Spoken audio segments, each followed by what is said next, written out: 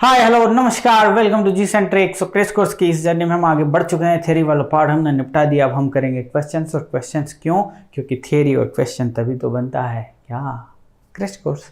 Okay आ जाइए जल्दी से, धड़ाधड़ क्वेश्चन करना है। और सबसे पहले ट्राई कीजिए खुद से करें ताकि आपका प्रैक्टिस बहुत ज़्यादा हो जाए। देखेंगे तो इतना मज़ा नहीं आएगा। द टाइप ऑफ द, मज़ा तो आएगा क्योंकि मज़ेदार तरीके से मैं पढ़ा रहा हूँ, बट यदि परिवर्तन चाहते हैं तो खुद से बीड़ा उठाइए। The type of the given unity feedback system, क्या क्या मेंशन कर दिया सर? फीडबैक है वो यूनिटी है सर। ये क्या कर रहे हो सर? ध्यान रखो, यूनिटी फीडबैक है। Okay, unity feedback system whose open loop transfer function is given, क्या given? whose open loop transfer function is given and that is this, क्या पूछा? the type पूछा है भैया, टाइप पूछा है। अब देखो बड़ा ध्यान से, बहुत ही इंपॉर्टेंट है, बहुत ही। जब भी कोई सा भी सिस्टम दिया हो बारे बच्चे, टाइप पूछे तो हमेशा उसके OLTF से, मैंने बताया था थ्योरी वाले सेशन में, उसके OLTF से ही फाइंड करना है। उसके ओपन लूप ट्रांसफर फंक्शन पे ही टाइप देखना है, ठीक है। ऑर्डर आप OLTF से देख लो, क्लोज लूप से देख लो, फर्क नहीं पड़ता। बट आप ध्यान रखो, टाइप और ऑर्डर दोनों को यहीं पे डाल देते हैं कि टाइप और ऑर्डर दोनों के लिए आप OLTF open loop transfer function जो है ना, उसको टारगेट करेंगे, उसमें देखेंगे। किसी भी सिस्टम में यदि आपको ओवरऑल सिस्टम दिया है जिसमें G(s) दिया है, उसमें H(s) दिया है और CLTF तो आपको फॉर्मूला पता ही है, G(s) divide by 1 plus H(s) G(s). कतई कतई कतई इसका टाइप और ऑर्डर इससे नहीं देखना आपको। ऑर्डर देख लोगे मैच कर जाएगा, टाइप बिल्कुल मैच नहीं करेगा। सो दिमाग में इधर उधर करना ही नहीं है, आप एक काम कर लो, टाइप और ऑर्डर हमेशा OLTF से देखना है। इस बात के लिए समझ लो, OLTF दिया हुआ है। नाउ टाइप क्या होता है भाई? Pole at origin sir. Pole at origin is nothing but the type of the system, yes or no? Pole at origin is equal to type of the system। जरा देखो pole at origin है क्या system में? Sir pole at origin है क्या? Sir sir sir sir कुछ भी नहीं है। मान लो यहाँ S होता, मान लो यहाँ S होता तो ये एक S कॉमन निकल जाता और इसका टाइप जो होता वो क्या हो जाता? टाइप हो जाता 1। बट चूंकि यहाँ S नहीं है तो यहाँ पे कोई सा भी टर्म एट ओरिजिन है क्या? इसके रूट जो निकालोगे वो S इक्वल टू 0, कोई एक रूट आ सकता है क्या? Not at all. सो इसका टाइप, इस पर्टिकुलर क्वेश्चन का टाइप क्या हो गया प्यारे प्यारे बच्चों? 0 का है, 0। खत्म करो ना कहानी, ध्यान रखना एग्जामिनेशन में। लेकिन just imagine instead of this open loop transfer function वो लिखा होता CLTF of the system is, वो लिखा होता the type of the given unit feedback system whose CLTF is given. यहाँ पे वो G(s) लिखता है, डजंट, वो तो लिखने का एक तरीका है, ट्रांसफर फंक्शन को लिखने का एक तरीका G(s) है, लेकिन क्या वो लिखेगा उस पर आपको फोकस करना। उसने यदि लिख दिया कि this is nothing but the CLTF, now twist आ जाएगा गेम में, टाइप फाइंड करने के लिए ट्विस्ट आ जाएगा। तो क्यों ना इस क्वेश्चन को ही थोड़ा ट्विस्टिंग कर दिया जाए। इतनी कहानी को थोड़ा सा मैं खिसका देता हूं यार, मुझे ज़रूरत है इसकी, बड़ा सा ट्विस्ट करना चाहता हूं मैं इस क्वेश्चन को, ठीक है। आप लिख दो कि S + 6 लिखा हुआ है ऊपर, नीचे लिख लेते हैं S⁵ plus S⁴ plus S⁴ plus 3S² plus 2, है ना। तो काम करते हैं जी, इसको मॉडिफाई कर लेते हैं हम अपने अकॉर्डिंग। हमारे हाथ में सत्ता है ना भैया, तो हम तो कुछ भी कर लेंगे। This is nothing but the CLTF if this is given and they are asking about what? The type of the system. मैंने क्या बोला था? CLTF को कन्वर्ट कर लो किस में? OLTF में। सबसे पहले CLTF को OLTF में कन्वर्ट कर लो।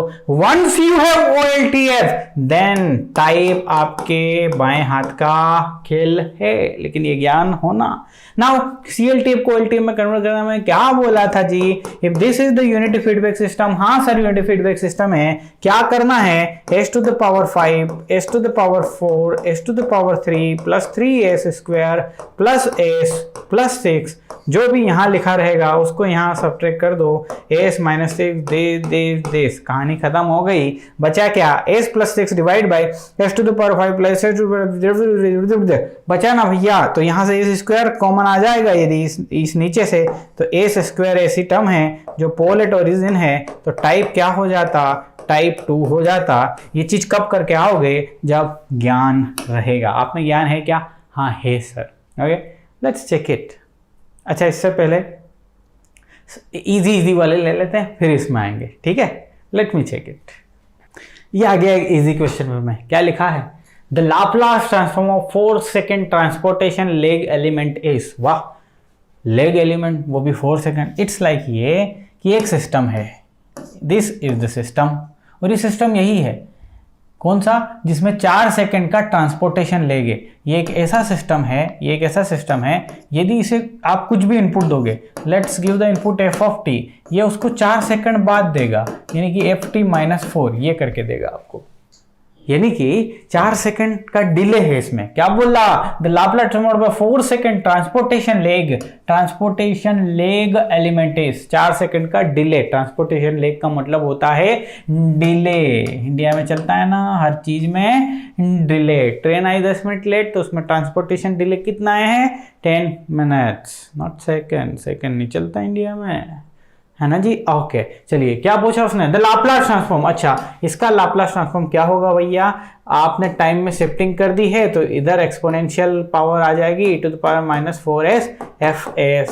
अब चूंकि फंक्शन तो उसने कुछ मेंशन किया नहीं है, सिर्फ इसकी बात कर रहा है, तो इसका मतलब ये e⁻⁴s को इंट्रोड्यूस कर रहा है। इट्स लाइक ये कि यहाँ पे यदि इसको एस डोमेन कर दो तो f ऑफ s है, ये e⁻⁴s होगा, तभी आपको क्या मिल रहा है e⁻⁻⁴s into fs, f of s बोलेंगे। समझ में आ गई बात। तो ट्रांसपोर्टेशन आंसर क्या आ जाएगा भैया, here it is answer. Now बच्चों को कंफ्यूजन हो जाता है यार e⁻⁴s है क्या, अरे भैया एक चीज दिमाग में बांध लो, वो क्या बांध लो कि जब समय में जब ट्रांसपोर्टेशन, समय में जब शिफ्टिंग होती है तो एस डोमेन में जो साइन यहाँ है वो उसी साइन से ये यहाँ होके आ जाएगा, and this is nothing but the fs, because function ft को आप लाप्लास डोमेन में कन्वर्ट कर। अरे कंफ्यूजन किस बात का राजा, कर देगा ना एग्जामिनेशन में, आगे बढ़ता हूं मैं। ये लो एको लल्लू सा question, F of S equal to दिया हुआ है लाप्लास ट्रांसफॉर्म, हो भैया a pulse of T, a square wave of this and that, and क्या पूछ रहा है जी, कुछ नहीं बता रहे, घंटा नहीं पता है ही क्या इसमें। F of S is equal to 1 - 1/s कर लू के e⁻⁻st डिवाइड बाय s कर लू के, हैं जी। अच्छा ये पल्स है, ये है, कब पता चलेगा, जब इसका आपको टाइम वर्जन पता हो, इसका टाइम डोमेन वाला फंक्शन पता हो। टाइम डोमेन वाले फंक्शन से आप डायरेक्टली ड्रॉ करके देख लेंगे ना कि क्या बन रही है जी। अब आप इस डोमेन से कैसे करेंगे, नहीं करेंगे ना, तो क्या करना है भैया, इसका एफ ऑफ टी बना लो, एफ ऑफ टी बना लो। इसका कैसे बनेगा एफ ऑफ टी जी, कैसे बनेगा, अरे एफ ऑफ टी कैसे, सिंपल तरीके से 1/s is nothing but you of T, inverse ले लूंगा मैं, इसका इनवर्स लाप्लास ट्रांसफॉर्म ले लूंगा। ये क्या होगा भैया, e⁻⁻st। हमने देखा ये फंक्शन है t माइनस, ध्यान से सुनना, ये फंक्शन यदि है उसमें t की शिफ्टिंग है तो लाप्लास में क्या क्रिएट हो जाता है, e⁻⁻ts क्रिएट हो जाता है, e⁻⁻st क्रिएट हो गया 1/s, यानी कि फंक्शन क्या है ut -t, यही तो कहानी है। अरे यार इनवर्स लाप्लास ट्रांसफॉर्म कौन सी बड़ी बात है यार, इतना तो पता होगा, क्यों चिल्वा रहे हो मेरे को, इतना तो पता है ना भैया। ये इसका लाप्लास ले लो, यही तो बनेगा 1/s माइनस, अब जो कि ये हो गया shifting, so e⁻⁻ts, u of t का हो जाएगा 1/s, यही तो बना। क्या इधर से उधर से कर रहे हैं। चलो अब मुद्दे पे आ जाओ, मुद्दा क्या है सर, मुद्दा ये है सर, इसमें ड्रॉ करके देखते हैं कि क्या बनता है। ओके जी आइए जरा, u ऑफ t क्या होता है मुझे कोई बताएगा sir. u of t is nothing but this, magnitude कितना है इसका 1 u ऑफ t लिखा हुआ है, u of t, okay this is nothing but the u of t। Now let's find u t minus t, okay यहां मान लेते हैं t, हियर इट इज, तो t से ये चालू कर दो, ये है ना, ये t इक्वल टू कहाँ से चालू हो रहा, ये जो अंदर है ना उसको 0 से इक्वेट कर दो, t इक्वल टू 0 से चालू हो रहा है, ये t इक्वल टू 0, ये कहाँ से चालू होगा, t माइनस t को 0 के इक्वेट कर दो, सो t इक्वल टू t से चालू होगा, सो ये t से चालू कर दिया मैंने, है ना।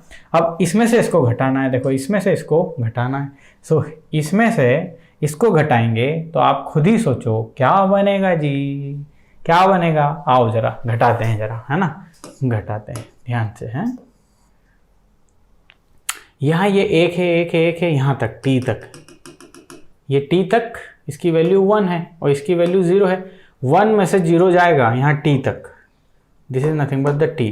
1 में से 0 जाएगा, 1 बचेगा, बोलो 1 में से t जाएगा, 1 बचेगा, 1 बचेगा, ये पूरी कहानी बचेगी कि नहीं, पूरी कहानी बचेगी कि नहीं, यहाँ से चालू हो, उधर 0 है तो पूरा ये कहीं आ जाएगा, पूरा ये यहाँ तक आ जाएगा। नाउ t के बाद ये भी 1, 1 माइनस 1 क्या, 0, ये थे 0, तो ये क्या बन गया देख लो ना, अ pulse of with t, a pulse of with t, this is nothing but, ये टोटल डिस्टेंस कितनी है, t है। कुछ था क्या इसमें, नहीं था, आगे बढ़ता हूँ। आ जाओ जरा, पहले इजी वाले कर लेते हैं, फिर कैलकुलेशन वाले कर लेंगे। Negative feedback in a close loop control system does not reduce the overall gain, reduce bandwidth, improve disturbance rejection, reduce sensitivity to the parameter variation. Sir ये चीज़ के बारे में कुछ डिस्कशन नहीं किया रे यार, क्या बात कर रहे हो। Negative feedback in a close loop control system, देखो जरा ध्यान से, एक मस्त सा प्यारा सा जी ऑफ एस लेते हैं, 10 डिवाइड बाई एस प्लस 3, ये ले लिया मैंने, ध्यान से सुनते जाना। Here it is the output C of S. Obvious सी बात है, फीडबैक लेंगे, क्लोज लूप ट्रांसफर फंक्शन की बात कर रहे हैं, this is nothing but the R of S. Feedback ले सकते हैं नेगेटिव और पॉजिटिव, अपने हाथ में है, और मैं ले रहा हूँ ये यूनिटी फीडबैक सिस्टम। कौन सा जी, यूनिटी फीडबैक सिस्टम, इतना क्लियर है। ओके, यदि मैं आपसे बोलूँ, क्या बोलूँ मैं आपसे ये बोलूँ, इसको पहले ऊपर पहुँचा दें, चलो, मैं आपसे ये बोलूँ कभी कि इसका ट्रांसफर फंक्शन निकालिए, तो इसका ट्रांसफर फंक्शन आप निकाल के मुझे देंगे, sir this is nothing but 10s plus 3 divide by, if this is the negative feedback 1 यहाँ पे आ जाएगा plus, this is nothing but 10s plus 3 into H of S की वैल्यू कितनी जी, 1, तो यहाँ से यदि इसको सोल्व कर दूँ तो ये हो जाएगा 10 divide by s plus 3 plus 10, am I right, yes. Okay, so इसकी वैल्यू क्या हो जाएगी, इसकी वैल्यू हो जाएगी 10 divide by S plus 13, S plus 13। Okay, तो एक काम करते हैं, अपन इसको रख लेते हैं, चलेगा ना, रख लो, कोई इशू नहीं। ओके, क्या आया, 10s प्लस 13। यदि इस 10s प्लस 13 को आप एस प्लेन पे देखो, लोकेट करो यदि इस पोल को, तो ये पोल आएगा -13। ये सिस्टम, ओवरऑल सिस्टम कौन सा सिस्टम हो गया, स्टेबल सिस्टम हो गया, ठीक है, स्टेबल सिस्टम। कौन बोला, सर पोल की लोकेशन बोली, जो कि कहाँ है, LHS में, ये कहाँ था, ये सीखा था हमने, ठीक है। अब मान लो यही चीज पॉजिटिव फीडबैक के साथ ले होते, transfer function is equal to 10 divide by S plus 3, ये हो जाता 1 माइनस एस प्लस 3, माइनस हो जाता कि नहीं हो जाता, यदि इसको आप करोगे तो ये आ जाएगा 10 divide by S plus 3 minus 10, तो this is nothing but 10 divide by S minus 7, S minus 7, ये आएगा if I am not wrong, और यदि रॉन्ग हुआ भी तो आप समझ ही जाओगे बात को। Let's come over here, where is S equal to 7, here it is. क्या बना दिया इसने सिस्टम को, अनस्टेबल बना दिया, अनस्टेबल बना दिया, ठीक है। क्यों बना दिया, बिकॉज RHS में क्या है जी, पोल है। तो सिस्टम को नेगेटिव फीडबैक क्या करता है, उसकी स्टेबिलिटी को इंप्रूव करता है कि घटाता है, स्टेबिलिटी को इंप्रूव करता है। आई बात समझ में। सॉरी, हम थोड़ा सा डिस्टर्ब हो गए थे फोन से। हम क्या बोल रहे थे, हम ये बोल रहे थे नेगेटिव फीडबैक ने सिस्टम को स्टेबल बनाया, पॉजिटिव फीडबैक ने सिस्टम को अनस्टेबल बना दिया। तो हालांकि वो तो मैंने नंबर्स ऐसे ले लिए थे, 10 की जगह कुछ और रहता, 10 की जगह 2 रहता, तो ये S plus 3 minus 2s plus, यानी कि कहने का मतलब क्या, नेगेटिव फीडबैक और जिसे कहते हैं ना पॉजिटिव फीडबैक को जब कंपेयर करेंगे तो सिस्टम में स्टेबिलिटी कौन लाता है ज़्यादा से ज़्यादा, नेगेटिव फीडबैक। आपने देख भी लिया, तो नेगेटिव फीडबैक जो है ना वो क्या करता है जी, नेगेटिव फीडबैक स्टेबिलिटी बढ़ाता है, और स्टेबिलिटी वाला पॉइंट तो है ही नहीं, तो चलो डिस्कस भी नहीं करना है ना। तो स्टेबिलिटी यदि लिखा होता तो ये स्टेबिलिटी जो है वो इम्प्रूव कर रहा होता है, स्टेबिलिटी इम्प्रूव कर रहा था कौन, नेगेटिव फीडबैक स्टेबिलिटी इम्प्रूव कर रहा होता है। ये मैंने आपको एक बात बता दी। Negative feedback in closed loop control system does not now reduce the overall gain.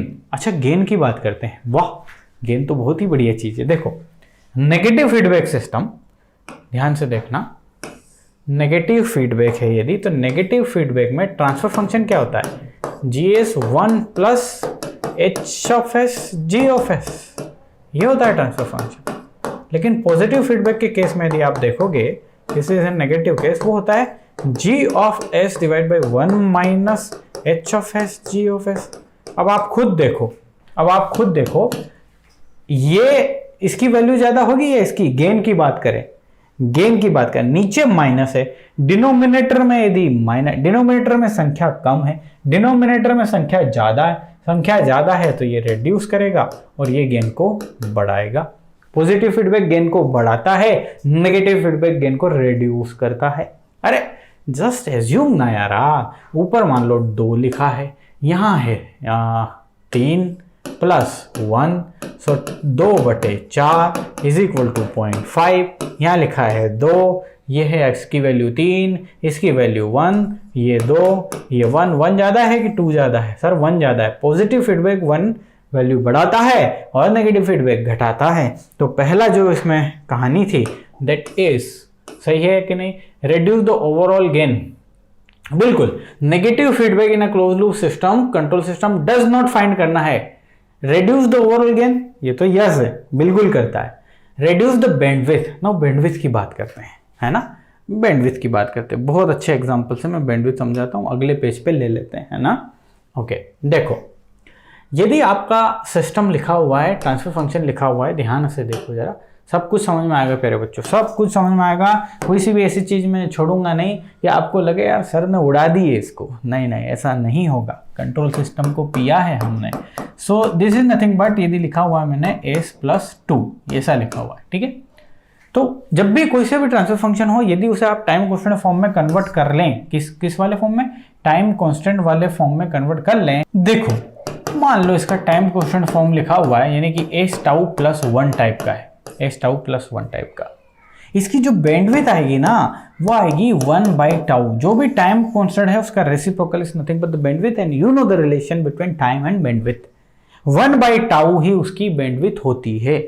Clear है इतनी बात? अब जरा देखो, आपके पास 2 ट्रांसफर फंक्शन लिखे हैं, ये ट्रांसफर फंक्शन 1 है, ये एक ट्रांसफर फंक्शन 2 है, ये लिखा है s+3, ये लिखा है s+2। सो सबसे पहले आप तो इसे टाइम कांस्टेंट फॉर्म में कन्वर्ट करेंगे तो यहां से 2 कॉमन निकालना पड़ेगा, बिकॉज 1 प्लस क्या करना है आपको? 1 s τ वाले फॉर्म में कन्वर्ट करना है। लेट्स कम ओवर हियर के, यहां से 3 कॉमन निकालना पड़ेगा ताकि ये यहाँ 1 बच जाए और ये s/3 बच जाए। What is the τ over here? τ की वैल्यू है फर्स्ट वाले केस में 1/2, τ2 सेकेंड वाले केस में है 1/3। इतनी बात क्लियर है? 1/3, यहाँ पे τ क्या है? s τ, this is 2, this is 3। तो यहाँ बैंडविड्थ की बात करेंगे, बैंडविड्थ तो वो हो जाएगी 2, और यहाँ बैंडविड्थ की यदि बात करेंगे तो वो हो जाएगी 3। कौन सी बैंडविड्थ बड़ी भाई? ये वाली बड़ी। तो जिसका पोल जितना बड़ा, देखो पोल की वैल्यू जितनी ज़्यादा बड़ी उसकी बैंडविड्थ ज़्यादा बड़ी। कहने का मतलब इन दोनों सिस्टम को यदि देखें तो एक है -2, एक है -3। ये -3 की बैंडविड्थ इससे ज़्यादा है। जस्ट याद करने का तरीका, ओरिजिन से जो जितना ज़्यादा दूर है उतना ज़्यादा बैंडविड्थ है। नाउ अब पॉजिटिव और नेगेटिव के केस में हम देखते हैं। एक ट्रांसफर फंक्शन लिया मैं और वो लिया 2/s+3, 2/s+3। देखते हैं नेगेटिव फीडबैक से, ये g ऑफ s है, ध्यान रखें। नेगेटिव फीडबैक से यदि इसे सोल्व करूं सो 2s+3 आएगा और यहाँ जाएगा 1 + 2s+3 आ जाएगा, ठीक है? यदि इसे आप सोल्व करेंगे तो ये आ जाएगा 2s+5, s+3 + 2s+5। इसे ये नेगेटिव फीडबैक से, this is from the negative feedback. यदि इसी को आप पॉजिटिव फीडबैक से कर रहे होते तो ये आता 2/s+3 डिवाइड बाई 1 - 2/s+3। तो यदि आप इसे करोगे तो ये आएगा 2/s+1। आपको साफ साफ दिख रहा है ये ज़्यादा दूर है, नेगेटिव फीडबैक है, वो बैंडविड्थ को बढ़ाता है। नेगेटिव फीडबैक बैंडविड्थ को क्या करता है? बढ़ाता है। तो देखते हैं, reduce the bandwidth. Negative feedback in a close loop system does not reduce the bandwidth. भैया स्टेबिलिटी को इंप्रूव करता है और बैंडविड्थ को भी इंप्रूव करता है या बढ़ाता है। लेकिन ये हमसे पूछ रहा है नेगेटिव फीडबैक क्या नहीं करता? क्या नहीं करता? रिड्यूस द ओवरऑल गेन नहीं करता। ओवरऑल गेन नहीं करता सर, करता है। रिड्यूस द बैंडविड्थ अरे सर बैंडविड्थ तो बढ़ाता है। अगली बात समझ में। अब हम देखते हैं इम्प्रूव डिस्टर्बेंस रिजेक्शन। यस, जो भी देखो नेगेटिव फीडबैक क्या करेगा, इसमें यदि आउटर डिस्टर्बेंसेस आएंगे ना तो उन्हें क्या करेगा, कम करेगा। देखा था ना आपने, गेन भी कम कर रहा है, ओवरऑल गेन भी कम कर रहा है। तो यदि सिस्टम में डिस्टर्बेंस आया तो वो भी कम होगा ना, वो वाले उस सिस्टम में तो बढ़ जाएगा, किसमें, पॉजिटिव सिस्टम में वो बढ़ेगा। नेक्स्ट लिखते हैं reduce sensitivity to parameter variation. Reduce the sensitivity to parameter variation. अब इसको हम समझाते हैं आपको। Let's come over here. आपके सामने मैं ले रहा हूं system, this is nothing but C of S और this is nothing but R of S. If this is a open system तो सेंसिटिविटी हमने देख ली थी। सेंसिटिविटी विद रिस्पेक्ट टू इस ओवरऑल ट्रांसफर फंक्शन की सेंसिटिविटी जी निकलेगी और उसकी वैल्यू तो 1 आती। जितना इसमें वेरिएशन होगा उतना इसमें वेरिएशन होगा। लेकिन यदि इसे हम क्लोज कर दें तो 2 तरीके हमारे पास क्लोज करने के। कौन कौन से तरीके हैं सर? एक है हमारे पास नेगेटिव फीडबैक से, एक है पॉजिटिव फीडबैक से। Let's come to the negative feedback first. So this G, इसको जी ही ले लेता हूँ, 1 प्लस जी, ये यूनिटी फीडबैक सिस्टम है। ये हो जाएगा पॉजिटिव से और इससे हो जाएगा G1 माइनस जी, G1 minus G. Okay, now find करते हैं सेंसिटिविटी, किसी एक को देख लेते हैं, G के रिस्पेक्ट में फाइंड कर लेते हैं। चलिए, this is nothing but T और ये G क्या हो जाएगा, ये percentage change in T upon percentage change in G। इसकी वैल्यू क्या हो जाएगी, G by T del T by del G। आगे बात समझ में, del T by del G। Okay, now del T by del G इन दोनों के केसेस में फाइंड कर सकते हैं, because this is the value of T। ये T की वैल्यू है। So del T by del G find करते हैं और ये क्या हो जाएगा, 1 प्लस G स्क्वायर और G एज इट इज, इसका हो जाएगा 1 माइनस, मैं क्या कर रहा हूँ, अच्छा 1 प्लस G मुझे एज इट इज रखना है, sorry, 1 plus G as it is रखा, उसके बाद माइनस और जी को यहाँ रखा, जी कैट कैंसिल, ये हो जाएगा 1 प्लस जी होल स्क्वायर। सो यदि इसको आप यहाँ करोगे तो इसकी वैल्यू क्या आ जाएगी, आपको भी पता है, this is nothing but G, ये G1 प्लस जी है, multiply with this 1 plus G whole square, ये get cancel, G cancel, 1 plus G आ रहा है, 1 प्लस जी आ रहा है। ध्यान से सुनिए, यदि यही चीज आप यहाँ परफॉर्म करेंगे, पॉजिटिव वाले केस में परफॉर्म करेंगे, तो let's find out del T by del G find करते हैं। पॉजिटिव वाला केस क्या था भैया, G1 माइनस जी, ठीक है, इसको डेल जी करना है आपको, तो आप करोगे 1 minus g square, 1 minus g as it is, minus 1 minus g, आपने एक मिनट, 1 माइनस जी को रख दिया, जी का आपने डिफरेंशिएशन कर दिया। नाउ आप जी को रख दो और इसका डिफरेंशिएशन कर दो, जो कि ये हो जाएगा, तो 1 अपॉन 1 माइनस जी और ये बचेगा दिस। यदि आप फॉर्मूले में रखोगे तो कहानी आपकी क्या आएगी, कहानी इस केस में आ जाएगी 1 माइनस जी, है ना। तो यहाँ 1 प्लस जी है, यहाँ 1 माइनस जी। अब जरा ध्यान से देखना इसका मतलब क्या है कि del T by t is equal to 1 plus g of del ji by g, ठीक है, ये 1 हटा दो। और इस केस में मजा आ रहा ना, देखो खोल के देखा, टाइम ले रहे लेकिन चीज़ों को समझ रहे अपन। इस केस में आ जाएगा del ji by G divide by 1 minus ji.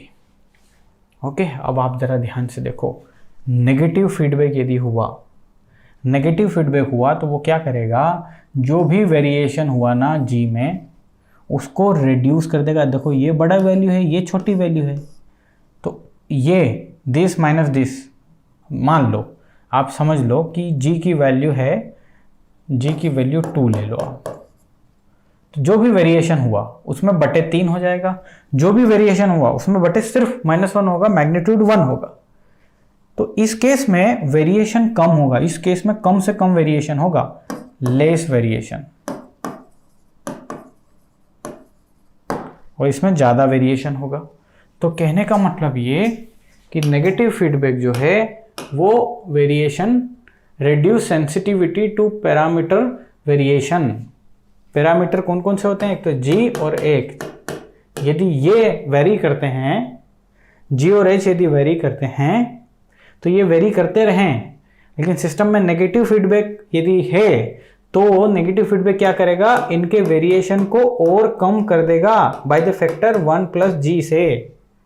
Yes और नो? ये G के केस में हमने देखा, इस फैक्टर से और कम कर देगा। तो reduce the sensitivity to parameter variation, बिल्कुल करता है जी। इंप्रूव डिस्टर्बेंस रिजेक्शन, डिस्टर्बेंस को इंप्रूव करेगा जी।